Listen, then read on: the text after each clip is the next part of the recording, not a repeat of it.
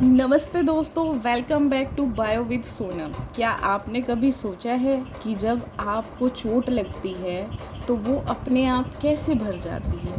कभी सोचा? या एक छोटा सा बच्चा इतना बड़ा कैसे हो जाता है? ये सब होता है सेल डिवीज़न की वजह से। और आज हम समझेंगे कि एक सेल से दो नए सेल्स कैसे बनते हैं और माइटोसिस वर्सेस मियोसिस में क्या डिफरेंस होता है। तो चलिए स्टार्ट करते हैं अपना टॉपिक और सबसे पहले समझते हैं कि सेल डिवीज़न क्या होता है। तो इस कॉन्सेप्ट के साथ हम स्टार्ट करते हैं आज की अपनी क्लास। तो सबसे पहले बात करते हैं what is cell division. Concept समझते हैं। सेल डिवीज़न का मतलब है क्या है? सेल डिवीज़न का मतलब है कि कोई एक पेरेंट सेल है, वो डिवाइड हो करके, ठीक है, उसके अंदर डिवीज़न होगा और वो क्या बनाएंगी, अपनी डॉटर सेल्स को बनाता। ठीक है, ये प्रोसेस आपका कहलाता है सेल डिवीज़न।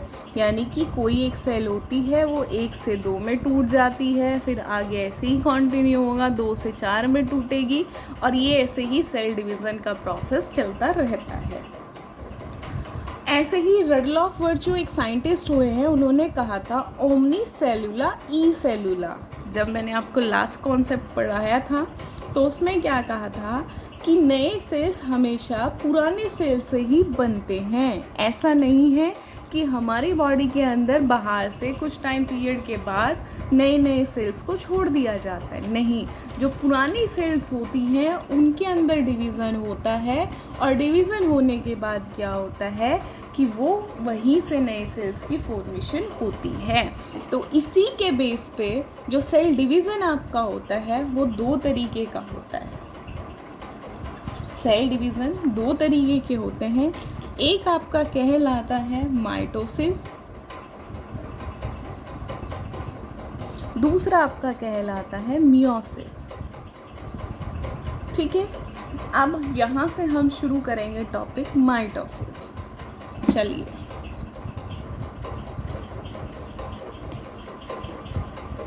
अब सबसे पहले बात है माइटोसिस। माइटोसिस को ही हम एक तरीके से बोल सकते हैं कि ये क्या है, ये है जीरोक्स मशीन। इसी का दूसरा नाम मैंने दिया जीरोक्स मशीन। जीरोक्स मशीन क्यों बोला है?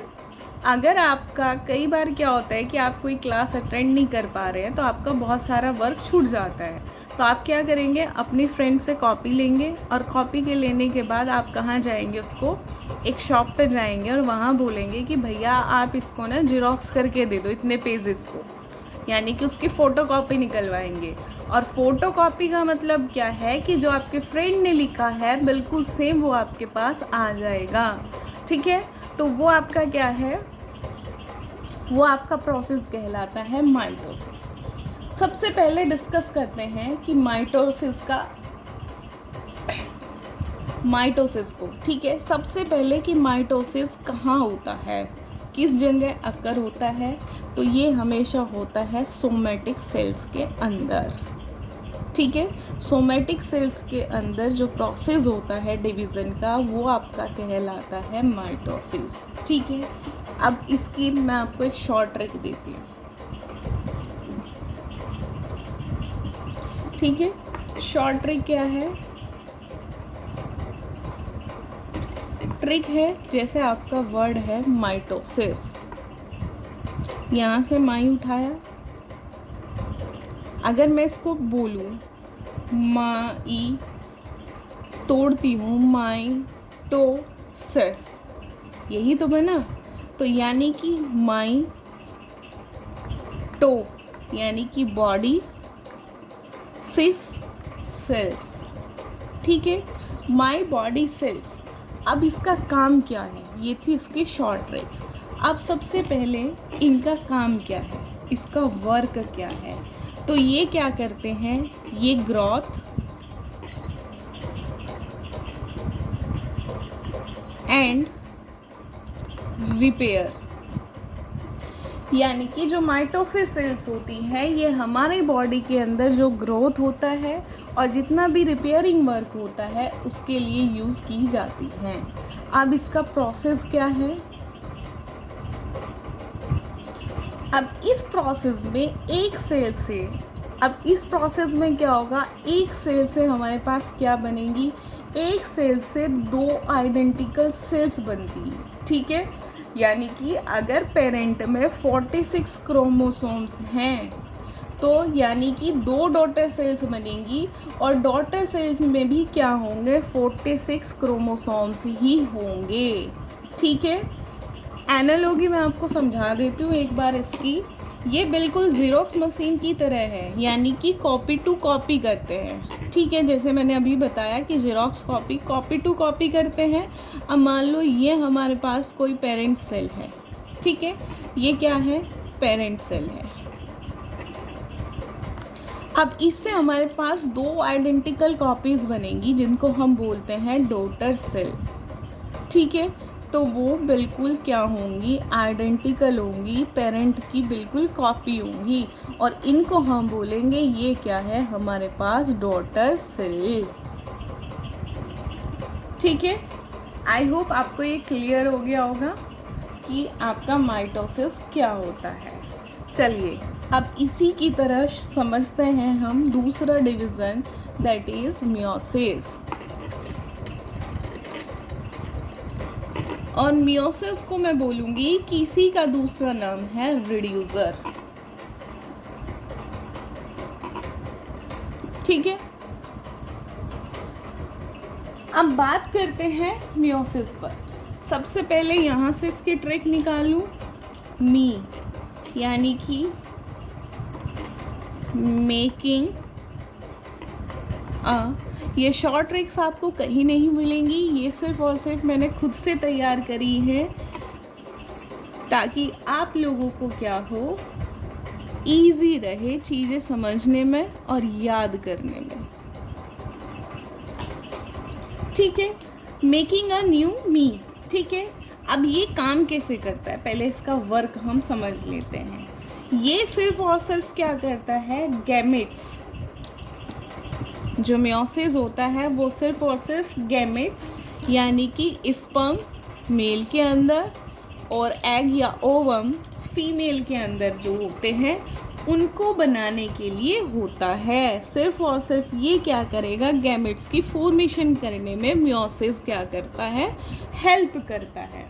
अब इसका प्रोसेस क्या होता है, अब इस प्रोसेस में क्या होता है, इसमें एक सेल से 4 डॉटर सेल्स बनते हैं। यानी कि माइटोसिस में क्या था, 2 बन रहे थे और यहाँ पे क्या होगा, यहाँ पे एक से क्या बनेंगे, 4 डॉटर सेल्स बनेंगे, ठीक है। 4 इधर बन गए, पहले यहाँ 2 बने, फिर 1 से 4, फिर ऐसे 4, ठीक है।